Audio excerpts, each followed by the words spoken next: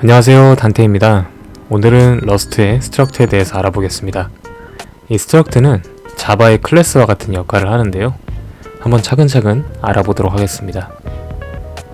지난 시간 튜플에 대해서 배웠는데요. 이 스트럭트는 튜플과 유사한 점과 다른 점이 있습니다. 스트럭트는 튜플과 명백히 다른 타입이지만 튜플이 배열과 다르게 다른 타입의 요소를 가질 수 있는 것과 같이 스트럭트 또한 다른 타입의 요소들로 이루어질 수 있습니다. 다음 코드를 보면요, 각각 다른 타입의 멤버들이 이 스트럭트에 선언이 되어 있음을 확인할 수 있는데요. 하지만 투플과 다른 점은 각 요소에 이름을 붙일 필요가 없는 투플과는 다르게 스트럭트의 각 요소, 이걸 데이터라고 하는데요. 이 데이터에는 이름을 붙여야 합니다. 또한 순서에 구애받지 않고서 데이터를 구성할 수 있다는 특징이 있습니다. 위 코드에서 포인트 스트럭트의 두 필드 x와 y를 선언했습니다. 이때 x, y의 타입은 i32로 지정을 했으며 포인트 객체를 생성할 때 자바스크립트의 오브젝트 리터럴 형식과 유사하게 선언한다는 것을 확인할 수 있습니다. 그리고 각 필드를 콘솔에 출력하기 위해서 노테이션을 통해서 접근했습니다. 클래스 내부에서 메소드를 선언하는 것과 동일하게 러스트의 스트럭트에서도 메소드를 가질 수 있는데요. Distance from Origin 메소드는 포인트 객체의 두 필드를 가지고 원점 0,0에서부터의 거리를 계산합니다. 이때 메소드 내부에 end 연산자와 함께 이 self를 참조하고 있음을 확인할 수 있는데요. 앞서서 이 본 코드의 자바스크립트에서 한 번도 본 적 없는 파라미터인 이 self, 어떤 것일까요? 마치 자바스크립트의 this와 비슷하고 느낄 수도 있을 것 같은데요. 하지만 this는 아닙니다. distance from origin 메소드에서 사용한 self는 객체 포인트를 borrow한 것인데요. borrow 했기 때문에 distance from origin 스코프 내부에서 이 포인트 객체를 참조하더라도 오너십이 변경되지 않는 것입니다. 이 러스트에서 셀프는 이 해당 셀프를 사용하는 메소드에서 셀프 레퍼런스가 가리키는 객체를 borrow 했다는 것을 가리킵니다. 이렇게 셀프 레퍼런스를 사용함으로 얻는 이점이 있는데요. 첫 번째는 오너십을 넘기는 행동을 뜻하는 move 또는 카피를 하지 않고서도 여러 개의 메소드가 동일한 객체를 borrow 하기 때문에 borrow 하여서 객체의 여러가지 동작을 수행할 수 있다는 것입니다. 오너십을 넘기지 않는다는 그런 장점을 가져다 줄 수 있는 것이죠. 그리고 두 번째는 객체를 borrowing 하는 것이 move와 카피를 하는 것보다 더 성능상 좋습니다. 세 번째는 직접 소유하고 있지 않은 객체에 대해 메소드를 정의할 수 있다는 점인데요. 직접 소유하고 있지 않은 객체에 대해 메소드를 정의할 수 있다는 것이 무슨 의미일까요? 러스트에서 스트럭트의 메소드를 선언할 때 셀프 레퍼런스를 사용한다면 실제로 오너십을 가지고 있지 않은 객체의 메소드를 정의해 줄 수 있습니다. 이것은 외부 라이브러리에서 제공하지 않은 기능을 확장해서 사용할 때 도움이 됩니다. 이 위의 코드를 한번 확인해 보겠습니다. 벡터 타입의 sum이라고 하는 메소드를 선언하고 싶습니다. 이때 벡터의 iterator sum 메소드를 사용해 자체적으로 sum이라는 메소드를 만들어냈습니다. 이렇게 직접적으로 벡터 타입에 대한 조작은 하지 못하지만 borrow한 셀프 레퍼런스를 사용해 새로운 메소드를 만들어낼 수 있음을 확인할 수 있습니다. 근데 우리가 이 셀프 레퍼런스를 참조할 때요, 이 and를 항상 붙이는데요. 그렇다면 그냥 셀프는 무엇일까요? 자, 메소드가 호출한 객체를 무브하고 있음을 나타내기 위해 셀프 키워드만 이 and 없이 사용할 수도 있는데요. 이는 객체의 소유권을 메소드로 이전하려는 경우나 객체를 소유하고 다시 사용하지 못하도록 방지하려는 경우에 유용할 수 있습니다. 네, 그렇다면 스트럭트 인스턴스를 만들어 보겠습니다. 축약문을 사용하는 경우와 축약문을 사용하지 않는 경우 두 가지로 나눠서 한번 확인해 보려고 하는데요. 첫 번째는 축약문을 사용하지 않는 경우입니다. 이 유저 스트럭트를 만들 때 이메일에 이메일, 유저네임에 유저네임, 액티브의 true, 사인인 카운트의 1이라고 하는 것을 마치 자바스크립트의 오브젝트 리터럴 형식처럼 표현했는데요. 이때 오브젝트 리터럴 해서 키와 밸류 값을 이름이 동일할 때 이 콜론 값을 이제 자바스크립트에서 생략하는 것과 동일하게 다음처럼 이제 축약문을 사용해서 표현할 수 있음을 확인할 수 있습니다. 그리고 다음처럼 필드가 없는 스트럭트 또한 만들 수 있는데요. 이렇게 스트럭트 always equal 이라고 하는 것에 중괄호가 생략됐음을 확인할 수 있습니다. 이런 스트럭트를 unit like struct라고 합니다. 여기서 유닛이라고 하는 것에 대해 한번 짚고 넘어가도록 하겠습니다. 러스트에서 유닛 밸류는 스트럭트에서만 등장하는 단어는 아닌데요. 함수나 메소드가 유의미하지 않는 리턴 타입을 반환할 때도 사용합니다. 다음 보시는 print hello 함수에서는 출력만 할 뿐 유의미한 값을 반환하지 않는데요.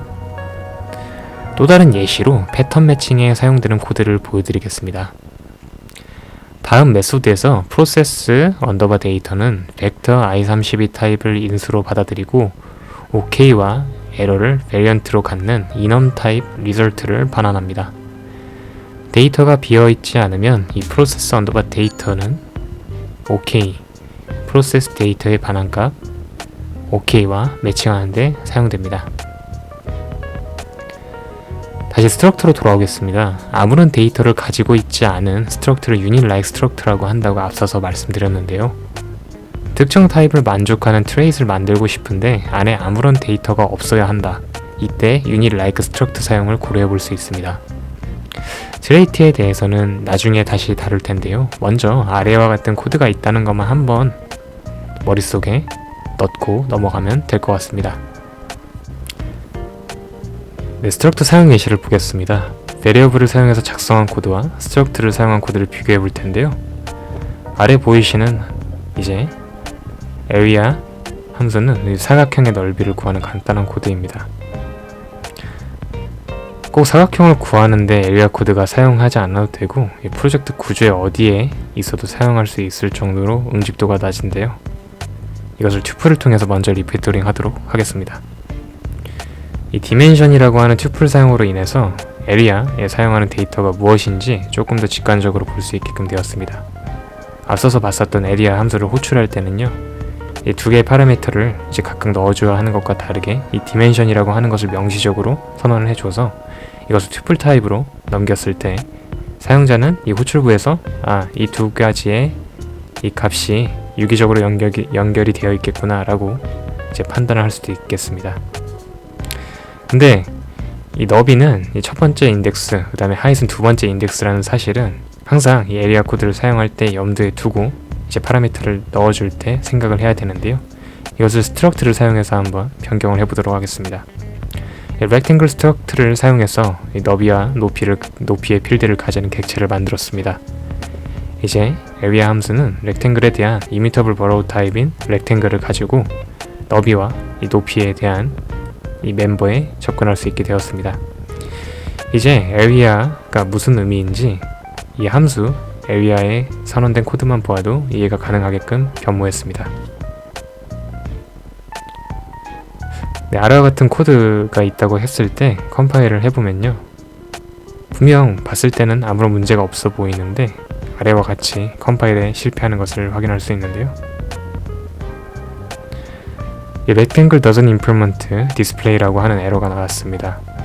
이것은 print ln을 통해서 저희가 어떤 인티저 값이나 스트링 값을 출력하는 것과는 다르게 이렇게 스트럭트를 출력할 때는 이 러스트 컴파일러가 이 println 매크로를 사용해 어떤 것을 출력해야 할지 모호하기 때문인데요. 컴파일 에러 로그를 보면요, 다음처럼 이러한 표시를 사용하라고 하고 있는데요. 한번 사용해 보도록 하겠습니다. 이렇게 사용을 하더라도 이 렉탱글은 다른 에러가 발생하는 것을 확인할 수가 있는데요. 이를 방지하기 위해서 이 디버그가 구현되지 않아서 이제 발생했다고 하는 이 컴파일 에러의 힌트를 이용해서 스트럭트에서 다음과 같이 명시적으로 구체적으로 한번 선언을 해주겠습니다. 네, 이렇게 하고 컴파일을 해야지 제대로 실행되는 것을 확인할 수 있습니다. 네, 메소드 신텍스에서 한번 알아보도록 하겠습니다. 이 메소드는 fn 키워드로 선언되는 함수와 굉장히 그 역할은 유사하지만 스트럭트 내부 컨텍스트에서 선언된다는 점이 조금 다른데요. 그리고 첫 번째 인자로 항상 이 셀프 레퍼런스를 가진다는 차이점이 있습니다. 그래서 메소드 정의부를 보면요, 메소드 선언을 하기 위해서 먼저 이제 인플 렉탱글을 사용해 렉탱글 내부의 메소드를 만들었습니다. 이 인플 블럭 내부에 있는 모든 것은 렉탱글 타입과 관계되는데요. 인플 블럭 내부의 area 함수 내부를 보면요, 첫 번째 파라미터로 셀프가 보입니다. 그리고 메인 함수로 이동하면 println 매크로 호출 시에 이 두 번째 아규먼트로 struct 메소드 호출이 닷 노테이션으로 이루어진다는 것을 확인할 수 있습니다. 러스트에서 이 인플 키워드는 특정 타입의 트레이트나 메소드를 선언할 때 사용합니다. 트레이트는 나중에 배울 주제이긴 하지만 이 인플 블럭을 설명하기 위해 한번 알아보도록 하겠습니다. 위에서 display trace은 display라는 메소드를 가지고 있는데요.